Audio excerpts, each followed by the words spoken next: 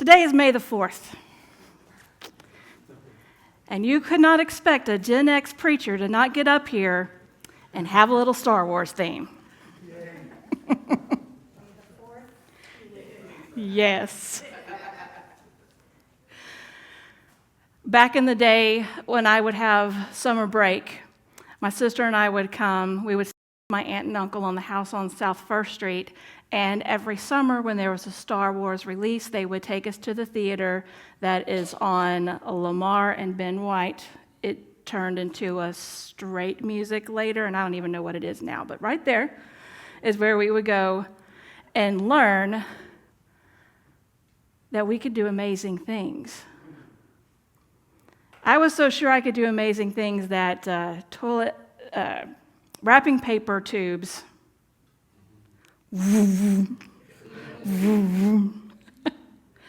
they were there, and we had so much fun. And May happens to be the power of power. And what a great connection between May the Force be with you and the power of power. It is given to us by the disciple Philip. The color purple is located in your throat area. And one of the things that I know for sure when it comes to the power of power and knowing the power of the divinity within us, aware you must be. My best Yoda. You'll hear more of them. And I hope you're aware of just how powerful you are. You have the power to change the world, the power to heal it, the power to love it, the power to evolve it. And I often find myself in wonder at the amazingness when you can really let go and let God move in and through you to do wonderful things. And I'm brought to the book of Acts. So this is when Jesus died, Jesus rose, and we've got the beginnings of the church, what was known at the time as the Way. It is the way. If you're watching any of the newer Star Warses, you will get that reference. So when the day of Pentecost came, they were all together in one place. Suddenly a sound like a blowing of a violent wind came from heaven and filled the whole house where they were sitting. They saw what seemed to be tongues of fire that separated and came to rest on each of them. All of them were filled with the Holy Spirit and began to speak in other tongues as the Spirit enabled them. And what I find interesting as I read on in this, it wasn't that they were speaking in tongues that nobody understood. They were speaking in a tongue that somebody else spoke. They couldn't before speak, if you didn't speak Spanish. If you didn't all of a sudden could do ASL, you all of a sudden would have been able to do ASL. Mandarin, name the language. So whoever was there that couldn't understand them with their native language, they were able to speak the other language. So it wasn't I'm special, I could speak in some other language that people can't understand. It was, I'm speaking to include. And it's amazing because it was to share the good news. It was not to conform or force others to believe a certain way. It was to say, Jesus taught us some really cool things, and we want to share them with you. If you want to use them, great. If you don't, okay. And so it was that beginning of following Jesus' teachings, following the way of life. It was a practice. It wasn't I believe in Jesus and therefore I'm good. It was practicing those spiritual practices that we have. And this forming of the way, it took courage to embark on this kind of thinking when the things of the time caused your spiritual leader to be put to death. So I can imagine them during that time, after the prodding of Mary Magdalene, because the disciples were like, I don't think we should do this right now. And she said, we're gonna. And so they did. And during that time when it was scary to start a new faith, to practice a new faith, and it wasn't necessarily moving away from their Jewish faith. It was, we're still practicing Judaism. They did still practice Judaism. They didn't all of a sudden go leave that behind. It was they still practiced their faith with the enlightenment that Jesus had. And I can imagine that for them, every step must have been holy. They realized that they were all connected as a community. They realized that there was this greater sense of being, and that every step they took was a holy step. And for us, I believe that is true also. I find that in our family system of the human community, not much has changed over the centuries. The book of Acts was about 29 AD. Charles Fillmore wrote this quote, or spoke this quote more than likely, late 1800s, early 1900s. Today, men are striving to acquire power through money, legislation, and man-made government, and are falling short of every turn because they have not mastered themselves. And this is where our concentration of power has to have a different viewpoint. Our power is the source of being the extension of God, not in a ruler, authoritarian, oppressive manner. It is, how am I going to be this being of God that brings forth love, light, peace, the goodness of God? Human behavior fascinates me. Sociology was one of my favorite classes. Psychology is another favorite class. Because you would think, over this span of time, that wouldn't have taken us this long to make some of the progress that we've made. And yet, we have so much more work to do. And we were put here this time, this now.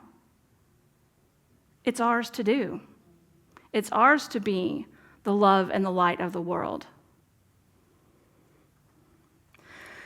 So when I look at when we become detached from spirit, when we become detached from that spirit that's moving in and through us, we get unbalanced. And when we get really, really unattached, we become a hot mess. I've been in a hot mess. And when I recenter, it's amazing how fast when you choose to recenter, it takes less than the creation of the hot mess. So how are we going to do this? What are our tools that we're going to use? And this is where I get to use some fun and get to our controls panel of our spaceship of life. Yes. Spirit guides us. Spirit relays the messages from God to us, reminds us of our worth, gives us our "you got this" pep talk. Have you ever heard Spirit tell you, after you've been going, should I don't know if I should, maybe I'm not sure, and have it go, what are you waiting for? I have. You are at the helm. And I encourage you to utilize the force. Hence the coffee cup.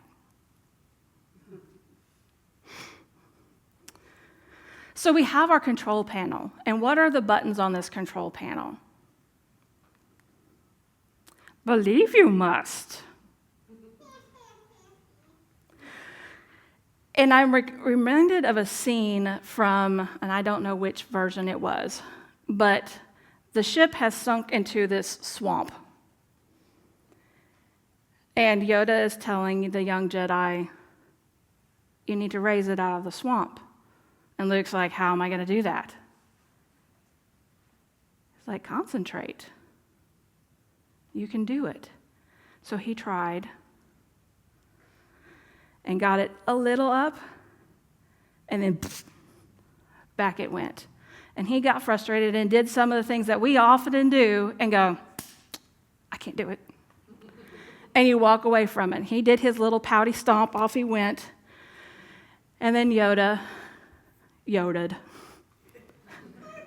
and raised it all the way up, moved it over, and set it down on land that could hold it.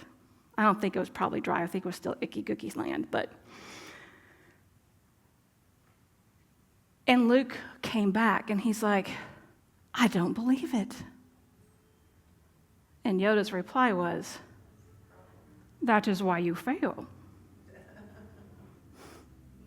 What would happen if we trusted and realized just how powerful our love, our goodness, our kindness, and we acted on it?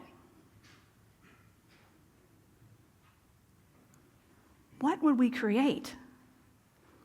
What if we believe that the prayers that were sent affirming someone in darkness to be awakened to the light in them, and we believed it to be so because we saw the spark of light in that person even when it was hard?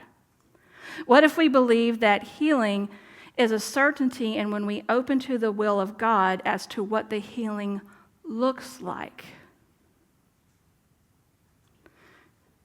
Those words chosen on purpose because what we deem as healing may not be. It may not be what we think. Same thing with, I'm going to build something for myself, or I'm going to embark on this new journey. It doesn't always look like what we anticipated it to be. So know that this is not a voice of spiritual malpractice where I'm saying you didn't believe enough to heal yourself. That is not what I'm saying at all. What I'm saying is, sometimes things we don't look like we want them to look in the human realm, and we have to trust. And I'll get to that control button in a minute.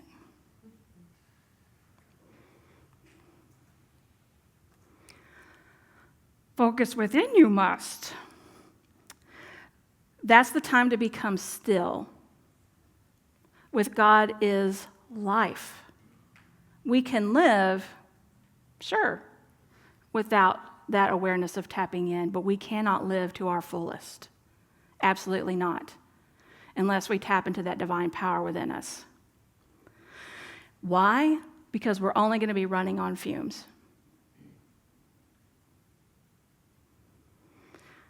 Have you ever been in a situation where life is so hectic and so crazy, you go, I don't know how I'm going to put one foot forward? And somehow, some way, when you enter into prayer, you are sent either energy to move you through, support to come your way, encouragement to remind you who you are, because you had the courage to say, God, I need help. When we stay charged up, we have the power to charge the energy field around us. This is the part that I love the most. When you are fully charged up in spirit, your body cannot contain it. So it spreads out. And it spreads out to other people. So that way, you can be walking in your confidence of who you are. Not in an arrogant way, just in a, I'm a child of God. And somebody will pick up on that energy. They may not know what it is when it's around them, but they will be able to tell something's different. You may see because they'll feel the energy. So they may go, that was weird. Because we've all had weird energy things where energy comes across us. Have you ever had that where you got the willies in the back of you're like, what was that? But then you've got the goosebumps going, what was that? We carry this energy with us wherever we go. It's our choice as to what we're going to pack around. Just being, when you are fully charged, can create change.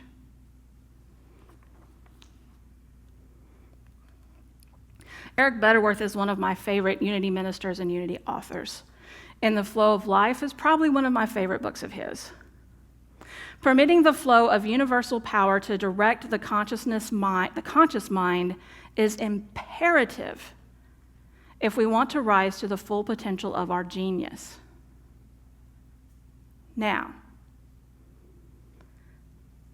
he's affirming that everybody who read those words is a genius. Sit up tall, y'all are brilliant. Permitting the flow, it helps us when we got to center into that spirit part of us, to allow that flow to move through us and guide us, direct us, empower us. And when we do this, we are unstoppable. Use your imagination for a moment, if you will, and see the effects of what it would be like of unstoppable love, unstoppable encouragement, unstoppable faith, unstoppable kindness. Because even if you extend it to someone and they don't receive it, the energy never dies. So it's going to go to someone who will receive it.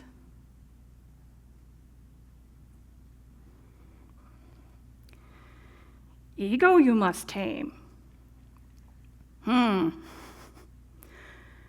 Like I said earlier, it's not an authoritative power. It's not a sacrilegious power. It's not a power over other people. This is a power of the true nature of God moving in and through you. So release the thought that it is you without God that does great works. It's a both and. We cannot do it without the movement of the divine within us. Likewise, when we set our ego aside, it allows us to recognize that we are not meant to do it alone. And this is hard for me a lot of times, because the one benefit of being raised with parents who encourage you could do anything you set your mind to. You've got this. You're a strong, independent woman. I don't have to do it all by myself. And what's become hard for me to recognize is when I need help and who I can tap for help. Because and I'm better than I used to be, but it's taken a while to refine that, so that somebody will see me in distress, see me overwhelmed, and go, how can I help? And I'm like, because I haven't thought of how can you help. So I have to tell them, thank you for offering. Please let me think on this, and I will get back to you. Because my energy said that I need help. The divine and somebody else recognized it and said, Leslie, how can I help you? And then my human self had to process that whole thing.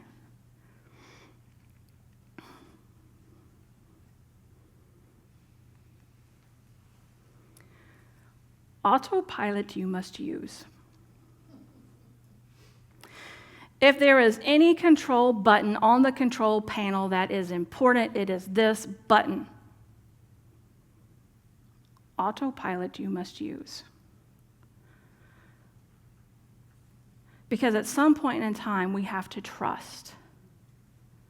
At some point in time, you've done all that yours is to do. You've done your prayers, you've recentered, you've done whatever task needs to be done, and whatever that thing is you're waiting for, we have to let go and trust that it all will work out in divine order and in our favor.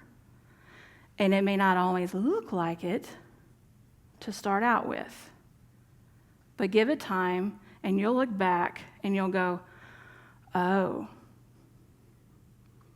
I was saved from that job where I wasn't thriving. I was saved from that relationship that wasn't the best for either of us.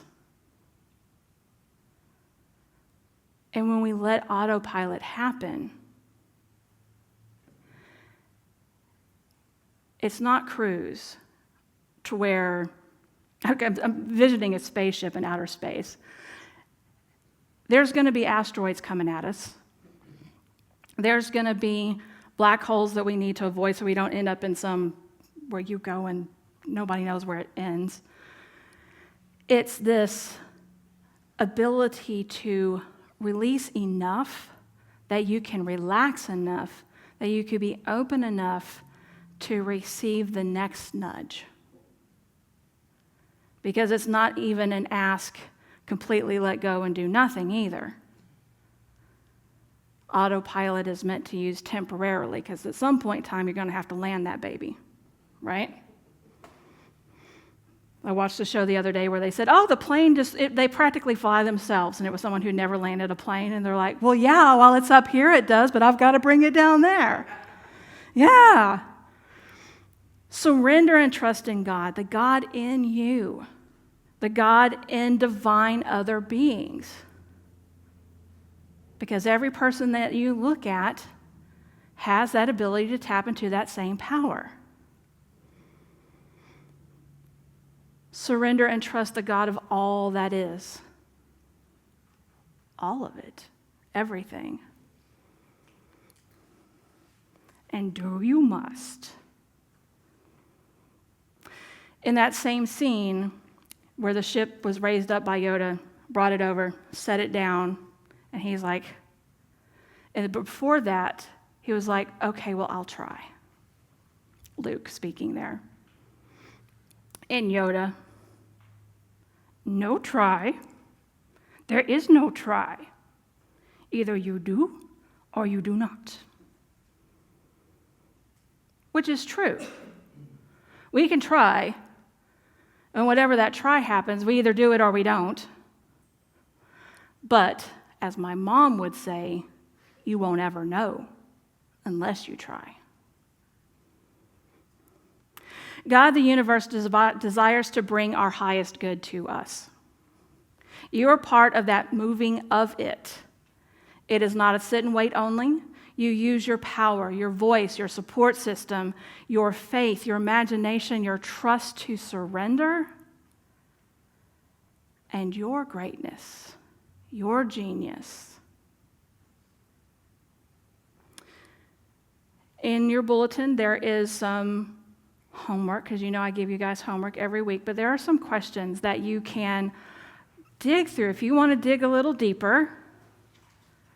And I think these were pretty good ones this week, so I might even dig a little deeper myself among the other lots of digging deeper that I have in homework from seminary and my 4T class. But do dig, expand. Because when we do this, we get the joy of walking with the Spirit. So the first song I liked, it was bringing us into that every step is holy. And we get the joy and the pleasure and the awesome fun of walking with the Spirit. And when you do that, that has to be an upbeat song. So we'll do that one shortly. But for today, may the force be with you, moving in and through you, speaking as you, as I know you will. Shine on, y'all.